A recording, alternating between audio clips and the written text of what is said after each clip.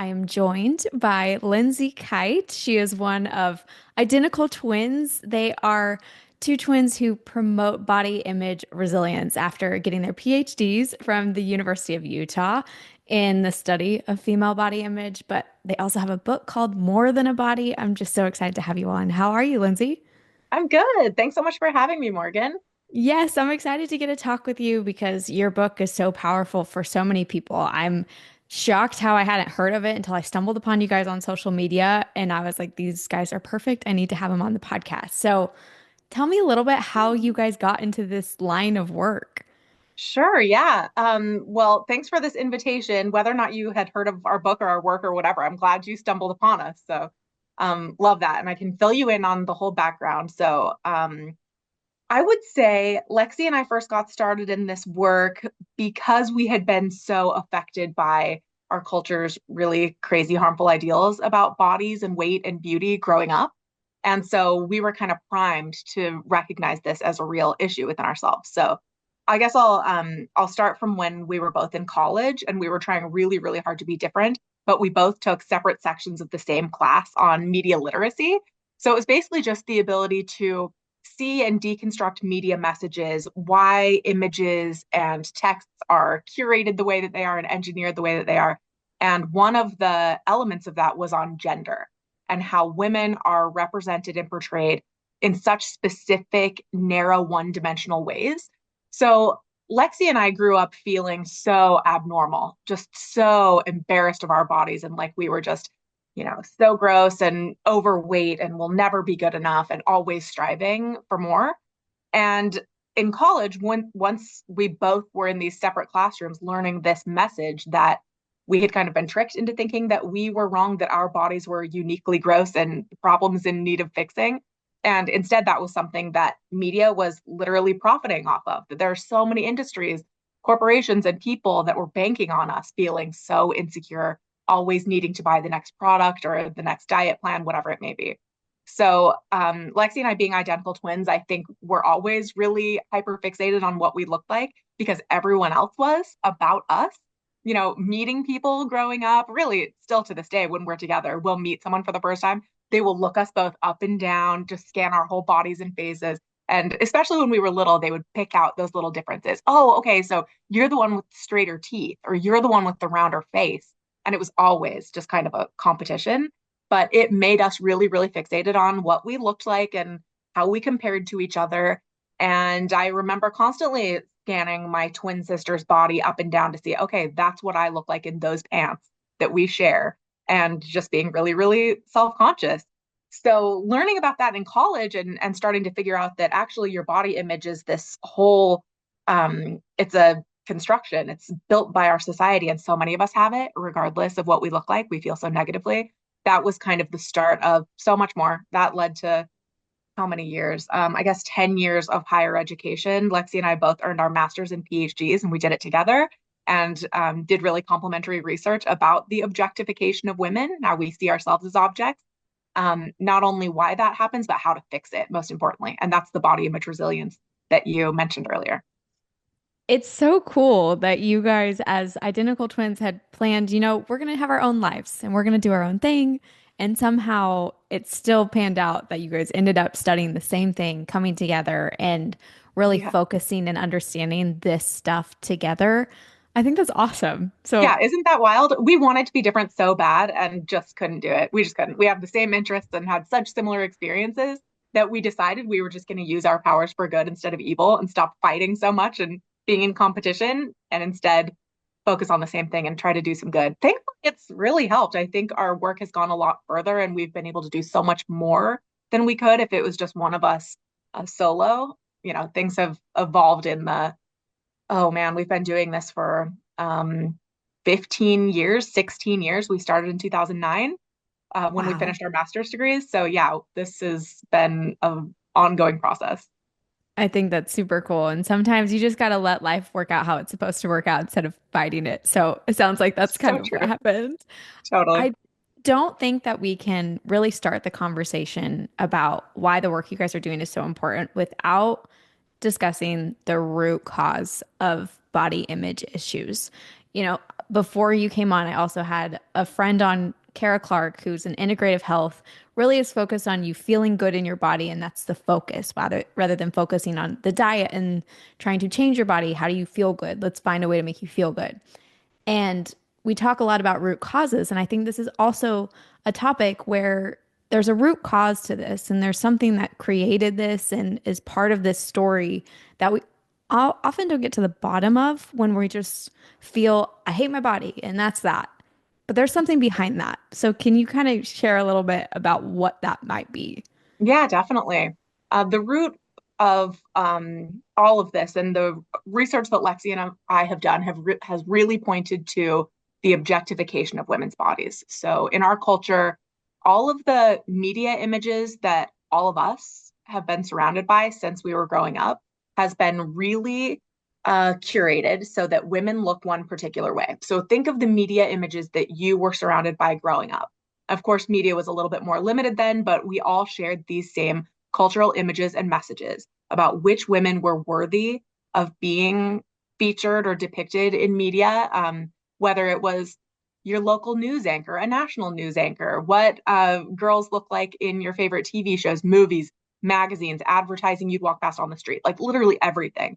We generally saw only very thin women, often white women or women with light skin tones if they were women of color. Long hair, flawless faces and bodies, meaning no cellulite, no stretch marks, no acne, no wrinkles, no gray hair, typically very young looking faces and bodies. So we have this one very particular idea of what it looks like to be not just an attractive 10 out of 10 woman, but what it looks like to be a normal woman or a healthy woman. All of this has been really curated in our minds through media messages. And some people say it's like a chicken or the egg situation. Did people have these preferences for one particular body type, or did industries create these preferences? Did media start that and reflected it to us? And now we just, take that in and try to emulate it and reflect it back. The truth is, I'll use a word that I don't think people love to talk about often in a lot of circles, but patriarchy. When men are largely in power, when decision makers are overwhelmingly male, then often the images and the messages that we'll see in society will reflect those types of preferences. So we talk about a male gaze that is perpetuated through media, all types of media. That means the women that you'll see depicted or featured at all are typically seen through the lens of what a straight male would look at. So the way the camera pans up and down a woman's body and zooms in on certain parts of her body. Think of your favorite TV show. It could be a reality show or a scripted show, whatever. Even one that is specifically for women, you'll still see the camera zoom in on parts of her body, and the dialogue will focus on what she looks like. It was even worse when we were growing up in a lot of ways. So that patriarchy and what sells, and what's deemed attractive or desirable or okay enough to be shown or celebrated was really very one dimensional, and it's created these generations of women who feel defined by how we look. Not just that we don't feel beautiful, but we feel obsessed with what we look like, period. Some people do feel beautiful, and that's what when we talk about self-objectification, that means you grow up in a society where you're surrounded by the objectification of women, and then you turn that lens on yourself. You learn to self-objectify, to see yourself as an object. So not a dynamic, fully thinking, feeling human being with agency living inside this body. You start to see yourself as the rest of the world sees women's bodies. And that is as bodies and not as people. We learn to self-objectify and moderate everything we do through the lens of, how do I look right now? Who is looking at me right now? Do I need to suck in? Do I need to sit in a different position? Do I need to keep my chin up so my double chin isn't showing? All of this follows us throughout our whole lives, and we learn it from a very, very young age to self-objectify. You mentioned so many different details here that I want to get into. I'm one of those people, much like most women are. I watched so many Disney shows. I watched all of them. I loved consuming media. I loved Yeah, looking at magazines. I was a young girl. That same. was so fun to me to do. But now, as an older woman, you look back and you see the things that you were consuming. And now I'm having to retrain myself to see things differently. And I think this is so difficult to do for people because you're retraining decades of things, like you mentioned, that have been ingrained in our heads. So, how do we start to retrain ourselves? What does that start to look like for someone who is quote unquote waking up and realizing this isn't the norm? Yeah, that's such a good question. And I just want to acknowledge how amazing it is that so many people are even thinking about that. Like, how incredible is it that we are, in this day and age, our generation is starting to push back on these ideas about what it means to be desirable or healthy or normal or whatever. And we're doing that not only for ourselves, but for the generations to come and even for the generations before us. I do this stuff for my mom and my grandma, who's still fixated on what she looks like and how many calories and carbs and sugars she's eating, you know? Um, all of this I think is so important. And I want people to think of their motivation for why they're even asking this question. Why do you want to retrain your brain? It's probably because you have been harmed by this stuff. It's because you have wasted too many years of your life fixating on what you eat to become smaller instead of worrying about how you feel right now. And I don't mean how you feel about how you look. I mean literally how you feel about experiencing the world and moving in the world in this body that you were born into and that you will live every second of your life in. We should be so at home in these bodies. And instead, we feel so separated from them. We watch ourselves being looked at. We imagine how we look as we live our lives, and that holds us back. It stops us. Think of little girls in middle school who stop raising their hands in class and they start sitting out in PE class and they drop out of dance and volleyball and anything else where they don't want to be looked at. And for me, it was swimming. Once I got into high school, I completely quit swimming because I was too worried about these boys from my high school seeing me in a swimsuit. Think of what you lost and missed out on. So a lot of us are starting from that baseline of, I can't do this anymore. And maybe it's even for your daughter. The people who are having babies right now are waking up to these ideas that I don't want my kids to deal with what I've had to deal with, even if I'm still dealing with it right now. I got to fix it for me so I can help them and let that be your motivation. Honestly, keep that kind of rage and that willingness to fight and push back and let that fuel you in this journey. So when I talk about body image resilience, I'm talking about something that's a few steps beyond just body positivity. I'm not just telling you you're beautiful just the way you are. You should feel great because your flaws make you beautiful. And everyone thinks you're prettier than you think you are. That's been kind of the messaging that we've heard over the last couple decades. That's the really just public kind of big mass campaign sort of messaging that is nice and it's good and there's nothing wrong with it. But the problem is we need to go a little bit further than that because if you really think about it, all of those messages are keeping us fixated on beauty, whether or not we feel beautiful, whether or not we are beautiful. Beauty remains kind of the key to our power and self esteem, and it shouldn't be. With body image resilience, you are coming back home to your body not as this beautiful thing for you to display and to be admired by others, but this instrument that is your home. The subtitle, my book with Lexi is More Than a Body. Your body is an instrument, not an ornament. And we named it that specifically with Your Body is an Instrument, Not an Ornament as the subtitle, because that is this mantra that we've been sharing for the last 15 years or whatever. And that kind of sums up this mission that we are on. That in order to really progress and to make any headway toward feeling comfortable and at home in our bodies, we need to see our bodies for what they really are, instruments for our use and our benefit and our experience, not ornaments to be looked at and to be admired. Let I'm that glad fuel your journey. I'm really glad you brought that up. I love that saying that you guys came up with, and I'll get into that a little bit more here in a second. But something that weighs super heavily for me, and I'm sure for other people, I have struggle striking this balance between I know that I want to love my body and I want to be comfortable in my skin and I don't want to listen to things, but I also want to be healthy. And what does that look like? And how we balance the two of those things is such this very delicate area because when you start to get into the health side of things, you start to look at yourself in a certain way and you're obsessed with a scale or you're trying to focus on what your body looks like. But so much of what I think is important is again striking that balance of I'm comfortable in my skin, but I want to be strong and I want to be healthy and I want to feel good because I feel good and I'm nourishing my body in the right way. Yeah. But how do we do that? Because I know for me that that's a daily struggle. I know that it's a lot for everybody else. And we're constantly inundated on social media with so much content on multiple levels of this.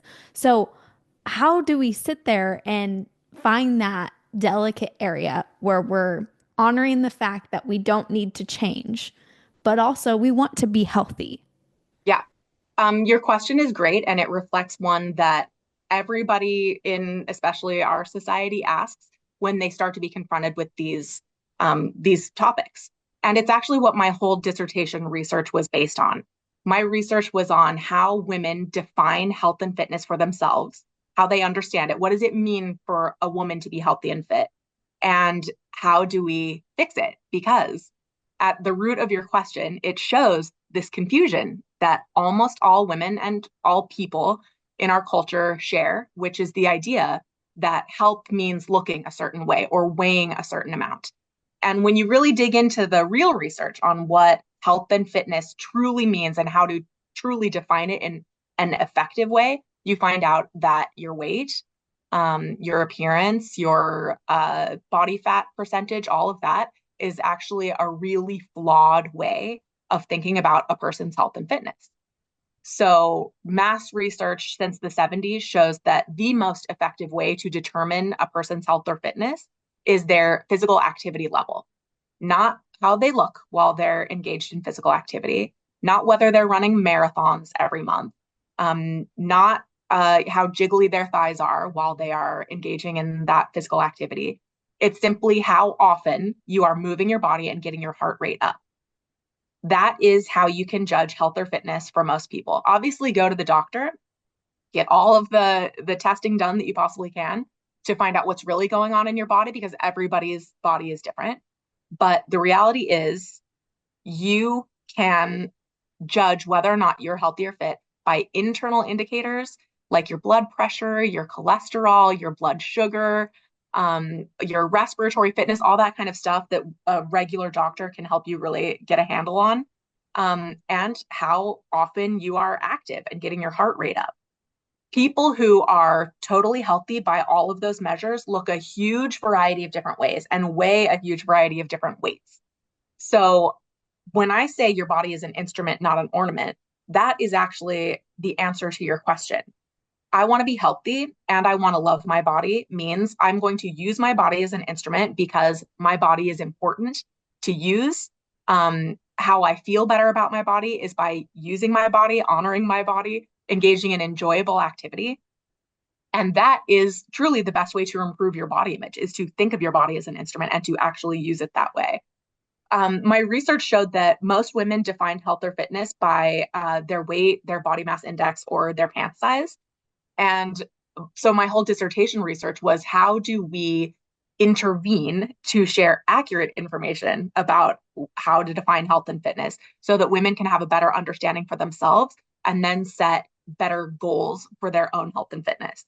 And what it showed was that women often would start by they would pick goals for themselves, like New Year's resolutions, basically, that would say, I want to lose X pounds by this date, or I want to get back into these pants that are in the back of my closet, or I want to get into this weight category. And those goals, though they sound like they're pointing toward health, are often not only unachievable, but they lead to worse health outcomes. Because when you are striving to lose weight instead of to improve all of those internal indicators of health, or to just move your body at a pace and a duration that is healthy for you, then you are getting hung up on factors that are not always within your control, especially for women, because these measures, we might have a weight number in our head that's a total lie that we heard on the internet that, women who are the most beautiful weigh this amount for this height or whatever it is. It's all like such a weird arbitrary system. And you know that. You know that people's weight fluctuates and you're shocked when you hear what someone really weighs and you think she looks so great and wow, I can't believe it's that much. Everyone's weight is just like a whole different independent story, and it really doesn't have much bearing on their health or fitness. So the better sounding goals, not even better sounding, but actually more effective goals for women's health and fitness would be to say, I want to get my heart rate up to X rate for 30 minutes, 5 days a week. That is kind of baseline what doctors recommend. But the most important thing is to do something that is motivational and fulfilling for you. So, whatever activities it is, don't do something you hate. Don't do something that's a punishment because you ate too much or because you think your body's disgusting. So, you've got to go run on the treadmill late at night for 2 hours a day. Pick activities that are actually enjoyable that you'll look forward to, and they will help you have this greater appreciation for your body and how it works and what it allows you to do and to experience rather than just measuring its weight, its relationship to gravity that can be Yeah. so discouraging and doesn't actually improve your health.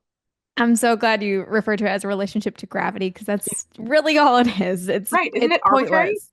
It Yeah. is. And something that's really helped me in this area, I have focused on when I say I want to be strong, it's not to look a certain way. It's I'm a single woman. I have to take care of things by myself. So I want to be able to lift things. I want to be able to take care of stuff by my own. So I got to be strong to take care of myself.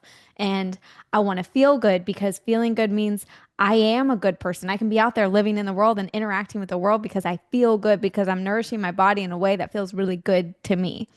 Yeah. And that's so important to find. But even someone who, like me, feels like I have this whole grasp on what I'm doing and what that means doesn't mean I don't go on social media and see all kinds of things and be like, dang, I wish I looked like that, or I wish I had that body, or I don't have that. Do I need to do this? Or you can get so derailed so quickly because of everything that's out there. And that was something I would love for you to share your input on because I work in social media. I love social media for the fact that it can bring people together and it can bring people like us together who may Yeah. never come together. I think it's a beautiful tool, but it's also a place that people have used to really, gosh, just hate on women in every way in which they do something. They could do it everything correctly, and there's still hatred toward them. There's still this insane goal of making a woman feel worse about herself.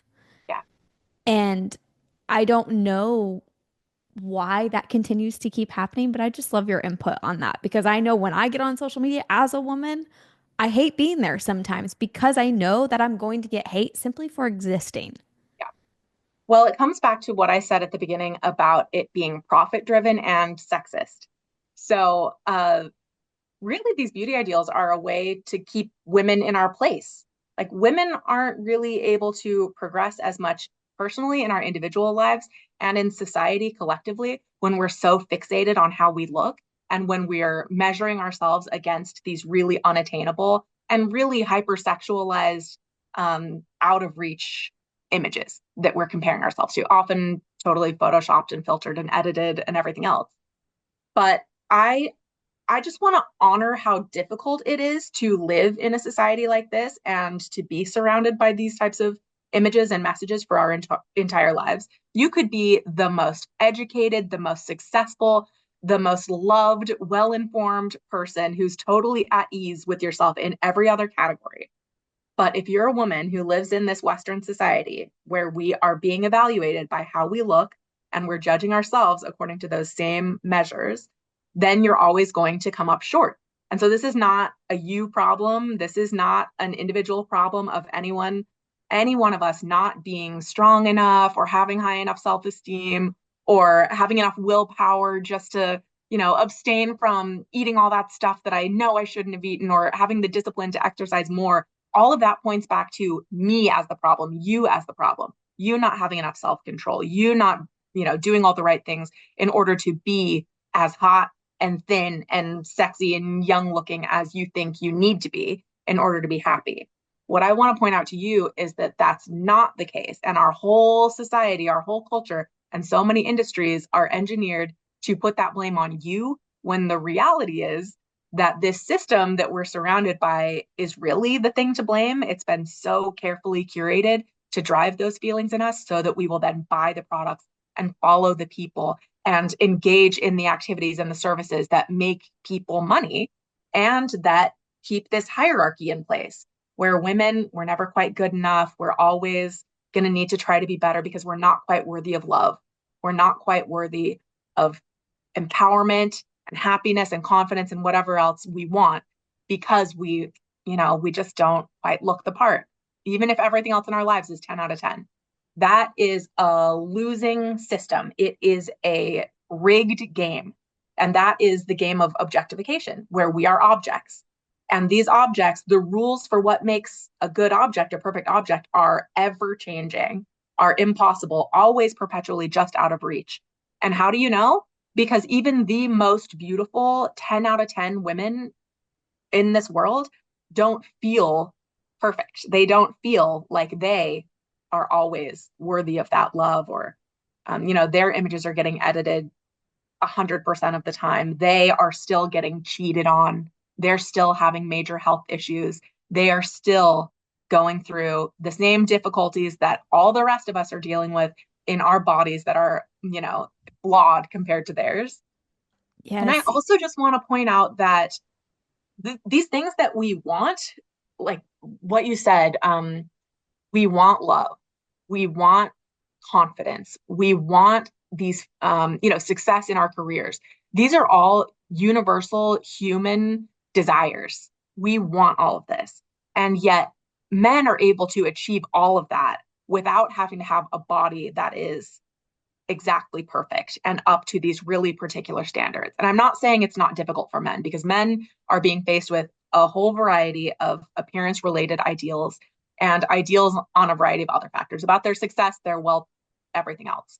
But for women, we have to have all of those other attributes and always be judged by whether or not we have a body that is perfect. And the ideals for women are incredibly hard to achieve because they are based on thinness and youth. And you cannot have thinness and youth forever because our bodies change. And by our very nature, through puberty and through pregnancy and through all of the hormonal shifts and age and everything else, our bodies are changing every single day. So this is a losing game. And when you try to play by that system, you fail, even when you are amazing in every other way. So this just should point out to you how rigged the system is and not how wrong and at fault you are. We all want all of those things, and we have been taught by well-meaning family members, by the media that we've been surrounded by, especially the social media, but also movies and TV and everything, especially advertising, that the best way to achieve health, happiness, success, empowerment, and especially love and desirability is to be more hot, to be thinner, to look younger, whatever.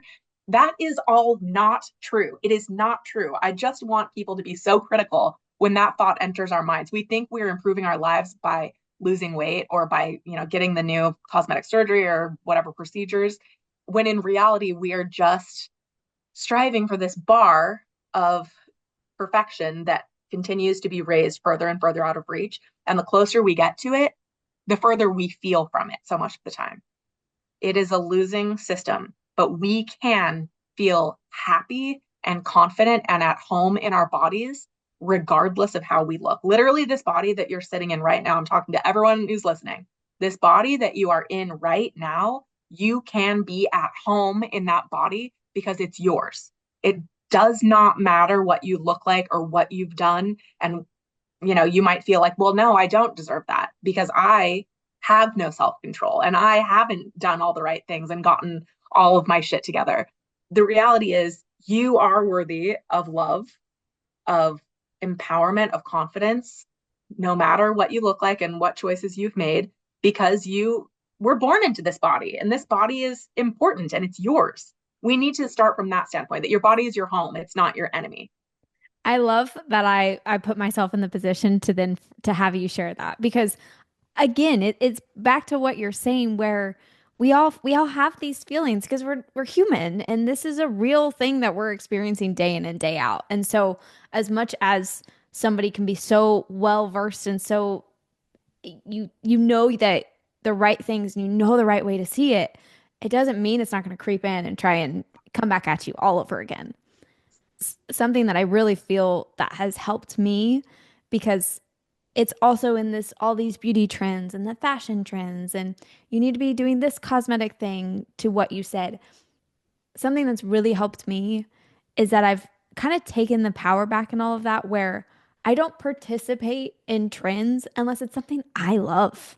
Yeah. Unless it's something that shows up and I'm like, yeah, I look good in skinny jeans, or I look really good in low rise, or you feel great because you decided to get Botox. Cool. I love that for you. But if you chose that for you, then I think that's what helps us a lot to take the power away from it and say, I like this because I do, not because they're telling me to, not because I'm seeing it on somebody else and it looks really good and oh, I'm gonna make it work on me. There are so many trends that come down. I learned this the very hard way, especially in my early 20s.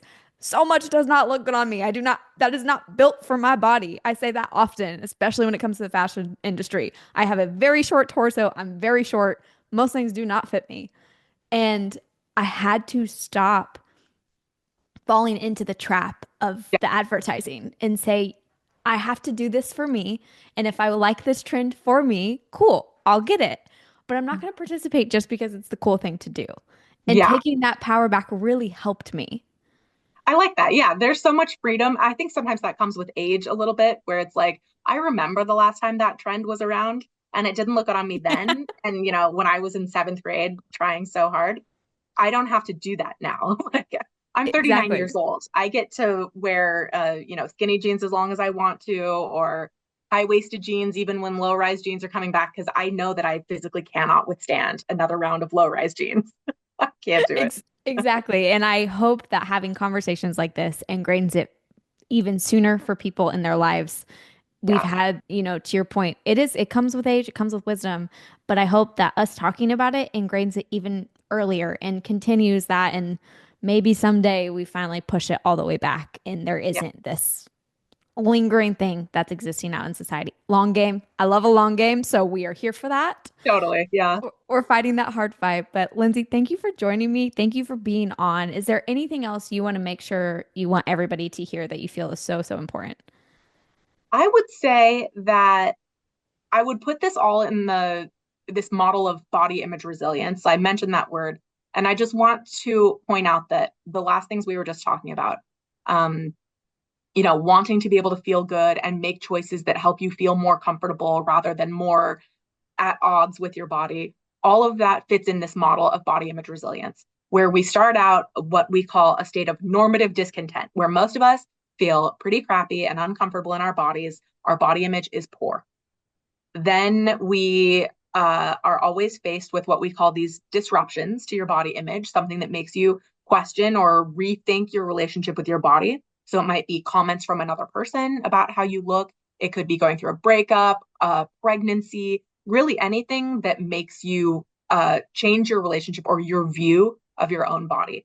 We are forced to respond to those things. So some of us will respond and try to feel okay and ease that shame that we feel by numbing ourselves. And I call that sinking deeper into shame. So maybe you numb yourself through disordered eating or through compulsive overexercise or abuse of alcohol or drugs or anything like that.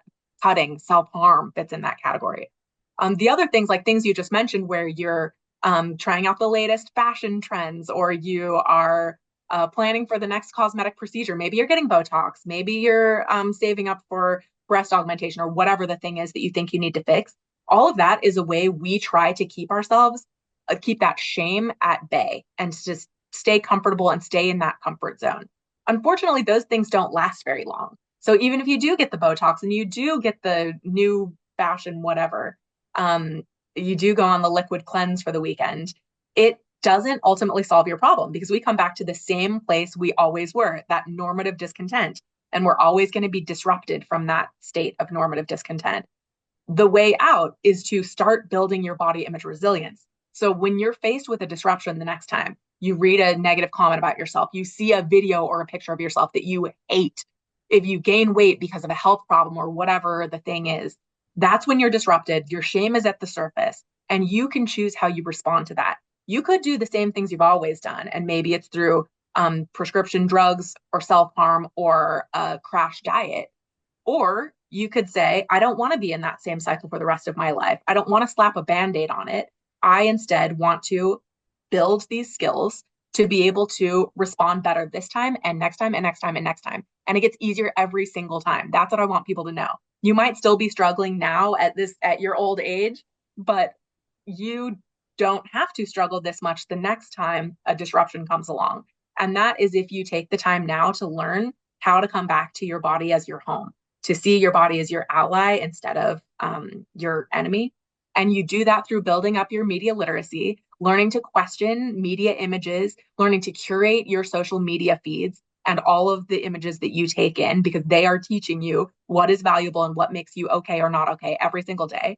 You need to use your body as an instrument instead of an ornament. Learn how your health and fitness really can be defined personally for you and how you can build that and grow it in ways that are really empowering. There are 10,000 other things you can do. I would highly recommend starting with my book, More Than a Body. Your body is an instrument, not an ornament. There's a workbook that goes along with it called the Official Workbook for More Than a Body that Lexi and I just published last year. And it has these daily tips and strategies that literally walks you through this process to build your body image resilience. And there's 10,000 other ways. You could follow us online at beauty_redefined to see some of those other tips in action. But I just want people to know this is achievable. This is doable. I'm almost 40. I'm 39. From a very, very young age was so self-conscious, so fixated on how I looked and just felt disgusting. And I sit here today bigger than I ever thought I'd be at this age. I'm still single. I have a great life. I say those things thinking that if I saw myself, my 16-year-old self, if I knew that I was going to weigh this much and be single and whatever other things, I would be so, horrified. But I sit here truly at peace, happy, feeling great, feeling successful in all of these ways, regardless of how I look. And I am able to be at peace because I have built my body image resilience by facing these disruptions head on and proving to myself that I am fine, that I am okay, and I am at home in my body. And I know everyone can do the exact same thing. So that's what I'll leave you with, a long-winded way of saying that you are fine and you're going to do great. No, it's perfect. It's a testament, not just you're not only preaching it, you practice it, you're living the lifestyle that you want other people to be able to also live. I Yeah, love the work that you guys are doing. Thank you for shouting all those things out and sharing just all the different pieces. I think it's helpful in our journeys as we continue to fight the good fight and keep fighting for ourselves. I think that's very important. So thank you for being here. Thanks for talking with me. of course. Thank you.